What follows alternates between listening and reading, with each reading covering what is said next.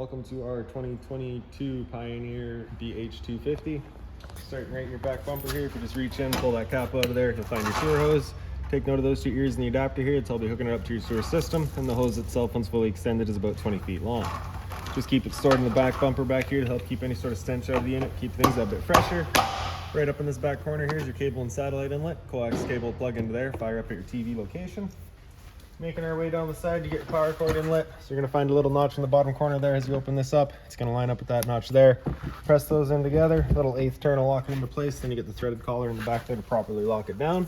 Following the cord back, you'll find a standard 30 amp end there. Most campsites are gonna have that. You can just plug straight on in, you're good to go. We do also provide you with a 15 amp adapter, so if you're looking to plug in at home to charge your batteries or run your fridge, you got the power to do so.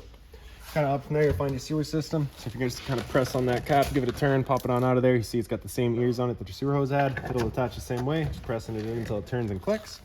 On the left is a gray valve, on the right is a black. Black valve's controlling your black tank. Black tank is filled from your toilets. It's of course gonna be your dirtiest water. We'll dump that first. Once that's done, you can then come to the gray. Gray tank is filled from your sinks as well as your shower. Typically cleaner water. We'll dump that last to help keep that sewer hose as clean as possible. Service port for your fridge here, also just for venting, so you just gotta make sure it's not blocked off. Nothing back there really for you to worry about. Up from there is your stove vent, so you just get this little flap in there that opens up, allows your fan inside to evacuate any sort of fumes or smoke, whatever. Once you're done, you can just kind of press it into place. You'll kind of hear it click, and that'll prevent any sort of dust from kicking up in there. Straight down from there, we get the hot water tank, so you just line up that keyway there and you can pop it on open. All your controls for turning it on are just inside the unit. Before turning it on though, we just want to hit this relief valve there. You should be getting that bit of water coming out. If you're not getting any water out, there is a chance that it's empty. So at that point, you just want to make sure your water's all turned on and this thing's filled up before you turn it on, just so you're not running the risk of burning out your elements. Once you're done, just close it back up. Lock it with the keyway. Beside that's your fresh water inlet. Water hose will stick into there, turn on the water, and that fills up your freshwater tank. Right beside it, the city water connection. Your water hose will plug into there, turn on the water, and that'll pressurize the lines throughout the unit. Underneath it's your exterior shower. So this head will pull on out of its lock. You get a 3-foot hose, standard head, hot and cold water. So if the dog's out getting muddy, you can spray him off before he goes inside.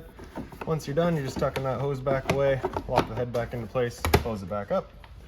Left side here is a black tank flush. So you may notice over time, after having gone and dumped your black tank, your monitor panel is still reading 1/3 or 2/3, whatever it may be. Typically, it's just some debris inside of the tank hanging between the probes. So what you can do is just take your water hose and plug it into there, turn on the water and open up your black valve, and that'll just flush out that tank for you, getting rid of any sort of debris that could be causing that issue.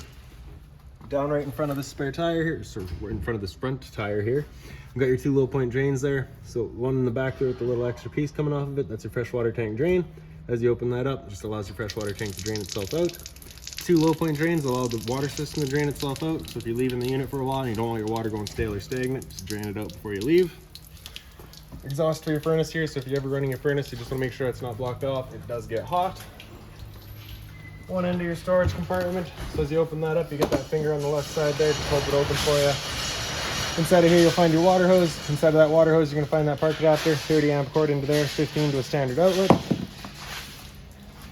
Around the front of the unit, you get this black battery box here. So the battery is housed right inside of there. So as long as you're plugged into that short cord in the back or your 7-pin to your tow vehicle, that battery's charging for you. If you pull off this cover here, you get access to your propane tanks. So if you look in the front there, we're currently green, pointing over to this tank. So it's just letting us know we're running off of that tank. If it were to go red while you got this tank open, it's just letting you know it's now empty. At that point, you'll just close it off, flip the change over to this tank, run off of that one while you get the other one filled. Power tongue jack in front, so on the right you get the little light switch, and then on the left, up is up, down is down. This side here, we get the other end of your storage compartment. So as you flip that open, same thing, get the finger on the side to hold it open. Inside of here, you're gonna find your 2 little manual overrides. So you get this little silver one here, it'd be for your tongue jack up front, and this one right here would be for your stabilizers, which are just right down here. So if you were to go right to the other side of the unit, you would see the end of this shaft. This rod would attach onto that, you can run them up and down. Since we got good battery power and everything works as it should, we can hit extend, and that'll bring them down anyways. So for your stabilizers here, they're not going to level the unit, they're just going to stabilize it. You can see they kind of equalize there. As it comes down and contacts the ground, we'll hear a bit of a load on the motor. Once you hear that, you'll stop. So if you're to continue extending past that point, you do run the risk of stripping out your gears in the motor, which of course you don't want to be doing. This little T-latch there would just sit into there to hold the door open for you. GFI protected outlet, as well as a cable and satellite outlet. Straight up from there, you'll find 2 exterior speakers. Rear storage compartments here. The rear stabilizer switch is just right down below it. And then in the back of the unit, you get your tailgate storage system, your spare tire, and then right up top in center, you do have a pre-wired mount for a rear view or observation camera. So now making our way inside of the unit, your assist handle here just up 90 degrees and then it'll fall into place. We can open up the door. This little blue handle there, you're gonna pull that in towards the center, pull the steps on out. These two tabs there, if you were to push those in, you can extend or retract your legs based on your campsite needs. So as we come inside, first things first, right on the left there, you get your fire extinguisher. That's standard, pull the pin, point, and shoot. Straight up now, you get your light switches. The one on the left does your interior lights. The one on the right does your awning light outside. The awning itself is on this switch here. Press and hold extend, and that awning will make its way out. Once that awning's fully extended, we're gonna see a little black flap come down as well as the black of the metal tube. Once you see those, you're gonna stop. If you're to continue extending, it can actually wind itself up backwards, in which case your fabric would be underneath the tube, allowing it to then hold water, accelerating the growth of mold and mildew.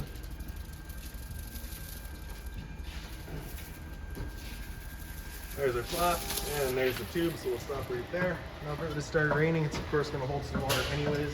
So what you can do is grab either arm, front or rear. You're just gonna pull straight down on it. Then you can see that changes the pitch of the awning out at the head, allowing water to then run off. Now if you like that angle better because it does give you more shade, you can do the same thing with the arm up front. Before you bring it back in though, you just want to make sure these arms are back out straight and fully extended, just so you're not running the risk of bending out. Then we can press and hold retract. The awning will make its way back in. Again, you're just going to watch to make sure that your fabric's over top of the tube. And the last thing to keep in mind with your awning is it does catch a lot of wind. So once you get up to about 15-20 kilometers an hour wind, you want to bring it back in. Again, just so you're not running the risk of bending your arms.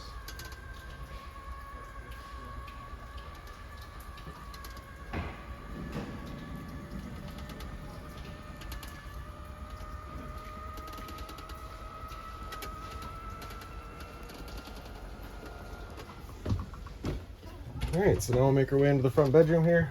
As you come through the door, your light switch is just up on the wall there. Blinds throughout the unit, just sit where you leave them. In the closet space, as you open it up, you'll find you have CPAP access here, as well as a power outlet and a little light back there. The light does also have USB outlet on it. If you pick up the foot of your bed, you do get access to little storage compartments. This window over here is your emergency exit. So you're pulling this red tab to get rid of the screen, take this handle here, throw it outside, pop on out. Same sort of closet space here with the CPAP access, power outlet, and a little light. In the head of the bed, there's just this one light there, just on its own center switch. TV backers right up on the wall here, power outlet for it, as well as your outlet or antenna outlet for it. Turning that antenna on is just this little button right there. You get that little green light letting you know it is turned on. That will also help clear up your stereo signal. Lastly, in here, just right up top here, you do have a pre-wired mount for Wi-Fi. Storage right across the top here. Then this couch, centerpiece folds down, you get some cup holders. It also folds down into your bed.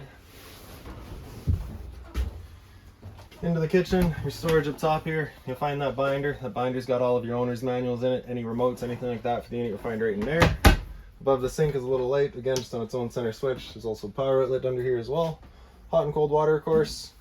Down underneath it you do get some storage, as well as your drawer space. Up top here, your microwave, pretty standard, just like home. Down underneath it, you get your range vent, the light, as well as your fan.